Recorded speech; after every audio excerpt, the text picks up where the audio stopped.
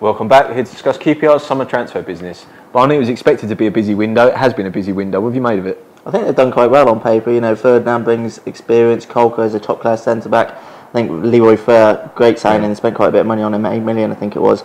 He'll give them something extra in midfield. On paper they've done quite well, but they've brought in a lot of good players over the last few seasons. It hasn't really worked out for them, so hopefully this time will be a bit better for them. Pascal, focusing on the strikers, obviously Vargas has come in, Charlie Austin in the Premier League. What do you make of him up front? Yeah, I mean, Vargas, he was really good in the World Cup for Chile, and there was a lot of bigger clubs interested in him. I mean, Arsenal rumoured to be in for him at once, so for QPR to get him, big coup for them. And I mean, like you say, Charlie Austin, he wasn't with them last time they were in the Premier League, and he's a fantastic forward, good poacher, and just he's good at all facets of striking. So he should be fine in the Premier League. Obviously, they lost Remy, but I think Vargas and Austin, that should be a good front duo for them. Barney, Pascal mentioned Remy, he's gone now.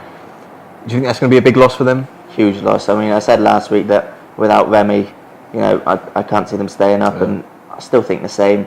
They've created chances in their first few games, and even though they had Remy, they still haven't scored them. Austin, he does score a few goals, but he's not in the same class as Remy for me. I think that's a huge loss for them. Do you worry about Austin, whether his ability to score goals in the Premier League, if that's going to be a problem? Or? Well, he's a goal scorer, isn't he? I think he'll get double figures if he can stay fit for the whole season. But there's also the question mark over his injury worries. I don't think he's a Premier League quality striker. For a team not battling against relegation, he's all right. But as I say, Remy's just in the class above him.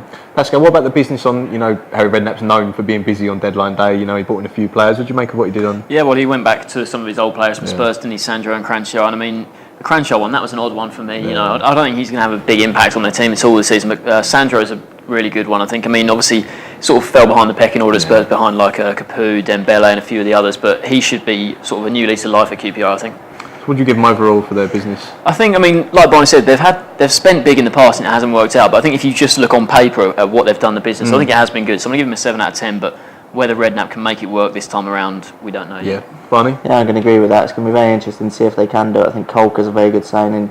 As I say, Ferdinand experience, I guess give them 7, Yeah, I think obviously they had the problems at the back as well, haven't they? But I think the Vargas one's a big say. He was on loan at Valencia second half of last season, played very well. They bit of a lot of players to his signature. So I'm going to give him a 7 out of 10 as well. So overall, positive window for QPR.